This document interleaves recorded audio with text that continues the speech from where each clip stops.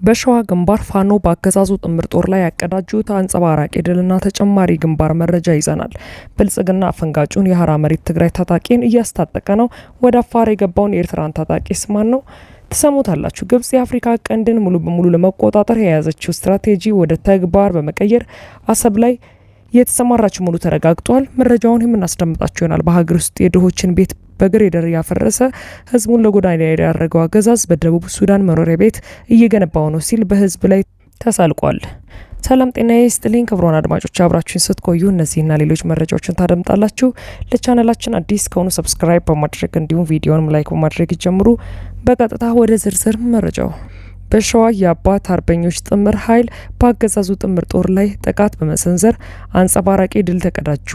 የአማራ ፋኖ ብሔራዊ ንቅናቄ ሸዋ ጠቅላይ ግዛት አሳምነው እዝ አጼ ዘርዓ ያዕቆብ አንደኛ ኮር አጼ ይኩኖ አምላክ ክፍለ ጦር ስር የሚንቀሳቀሱት የአባት አርበኞች አካባቢው ላይ መጠነ ሰፊ ጥፋት ለማድረስ በከፍተኛ ዝግጅት የመጣውን የአገዛዙን ጥምር ኃይል በመምታት ታላቅ ድል አስመዝግበዋል። በይፋትና ጥሙጋ አውራጃ በማጀቴ ዙሪያ የተደራጁት ከከናን ብርጌድ፣ ከውባንታ አባተ ብርጌድና ከሚኒሊክ ብርጌድ የተውጣጡ የአባት አርበኛ ቃኘው ከኦሮሞ ብሔረሰብ ልዩ ዞን ጨፋ ሮቢት ተነስቶ አማራንና ኦሮሞን እያተራመሰ ከሚገኘው የሚኒሻ ፖሊስና መከላከያ ሰራዊት ጥምር ኃይል ጋር ውጊያ አካሂደዋል። የብልጽግና ተላላኪ ኃይል ከዚህ ቀደም በማጀቴና አካባቢዋ የአርሶ አደሩን ሰብል በማቃጠል 442 ከብቶችን በመንዳትና በርካታ የአትክልት ምርቶችን በመጨፍጨፍ የሚታወቅ ሲሆን ዛሬም ተመሳሳይ ጥፋት ለመድገም አቅዶ ቢመጣም አባት አርበኞቹ ጨፋ ድረስ ዘልቀው በመግባት በወሰዱት የማጥቃትና የመመከት እርምጃ እቅዱ ባዶ ቀርቷል። በዚያ ወደ ውጊያ በአገዛዙ ኃይል ላይ በቁጥር ያልታወቀ ከፍተኛ ሞትና ቁስለኛ የደረሰ ሲሆን የከሚሴ ሆስፒታል በቁስለኞች መጨናነቁን የውስጥ መረጃዎች አረጋግጠዋል። በአሁኑ ሰዓት የአባት አርበኞች የፊት መስመር ኃይል ወደ ጭሬ ቀበሌና ማጀቴ ቆላ አካባቢ መጠጋቱ ቀጠናው ላይ ከፍተኛ ውጥረትን አንግሷል። በሌላ በኩል በሸዋ ጠቅላይ ግዛት መርሃ ቤቴ አውራጃ ሞረትና ጅሩ ወረዳ አጼ አምደ ጽዮን ኮር ስር የሚንቀሳቀሰው የራስ አበባ አረጋይ ክፍለ ጦር ህዝብን የማንቃትና በክላስተር የማደራጀት ስራውን በስኬት አጠናክሮ ቀጥሏል። በዚህ መሰረት የአካባቢው ነዋሪዎች የራሳቸውን ሰላምና ደህንነት በአስተማማኝ ሁኔታ ለመጠበቅ ኢንጂነር ናሁሰናይ ብርጌድ የተሰኘ አዲስ አደረጃጀት መስርተዋል። ይህ በእንዲህ እንዳለ ሀራ መሬት ትግራይ የተባለው አፈንጋጭ ቡድን ብርጌድና ሀማዱ ከተባለው የኤርትራ ተቃዋሚ ኃይል ጋር በመጣመር ከፍተኛ የጦር ስልጠና እያደረገ መሆኑ ተገለጸ።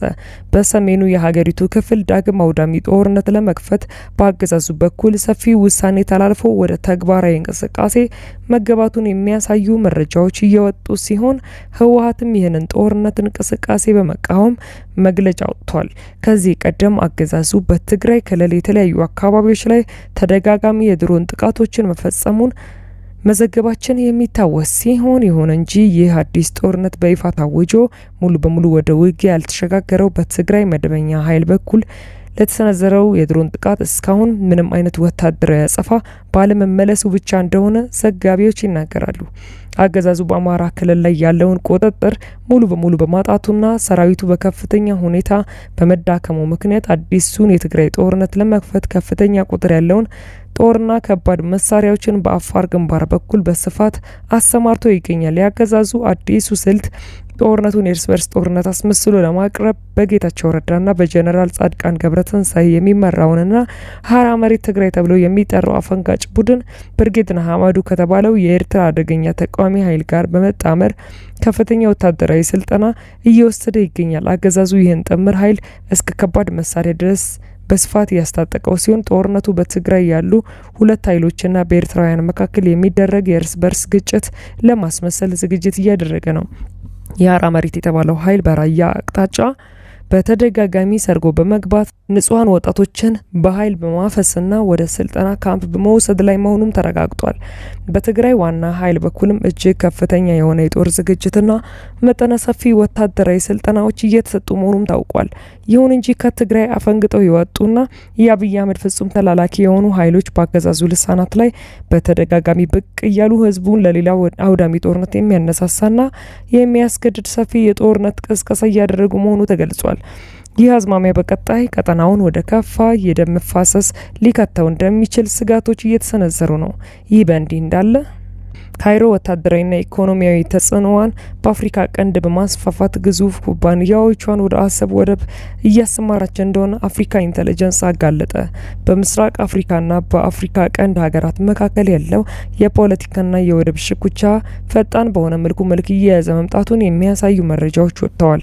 ባለፉት ቀናት የግብጽ ወታደራዊ ኃይሎችና በኤርትራ ምድር ሊሰፍሩ እንደሚችሉና ሁለቱ ሀገራት የምስጢር ወታደራዊ ስምምነት ማድረጋቸውን መዘገባችን ይታወሳል። ይህን ወታደራዊ ግንኙነት ተከትሎ አሁን ደግሞ ታዋቂው የፈረንሳይ የደህንነት መጽሔት አፍሪካ ኢንተለጀንስ ሌላ አዲስ ስምምነት ይፋ አድርጓል።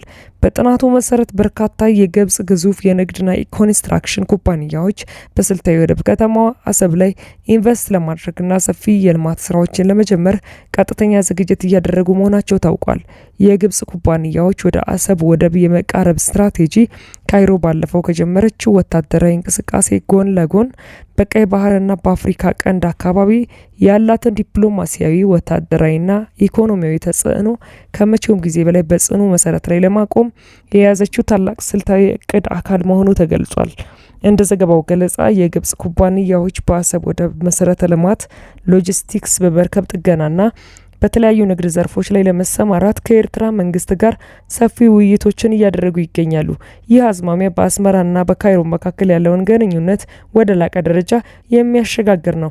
ግብጽ ይህንን ወደብ በመጠቀም በቀይ ባህር በኩል ያለውን የባህር ላይ ንግድ መስመር ይበልጥ ለመቆጣጠርና በቀጠናው ካሉ አጋሮቿ ጋር ያላትን ወታደራዊና ደህንነት ትብብር ለማሳደግ እንደምትፈልግ የጂኦፖለቲካ ተንታኞችም ይናገራሉ። የግብጽ ኩባንያዎች ወደ አሰብ ወደብ መግባትና ባለፈው የተሰማው የጦር ሰፈራ ወሬ በቀጠናው የራሳቸውን ወደብ አማራጭና ባህር በር ተደራሽነት ለማስከበር ከሚጥሩት የሌሎች የአካባቢው ሀገራት ፍላጎት ጋር ተያይዞ በቀጣይ ቀጠናውን ወደ አዲስ የዲፕሎማሲ እልህ አስጨራሽ ቁጥጫ ውስጥ ሊከተው እንደሚችል ተጠቁሟል።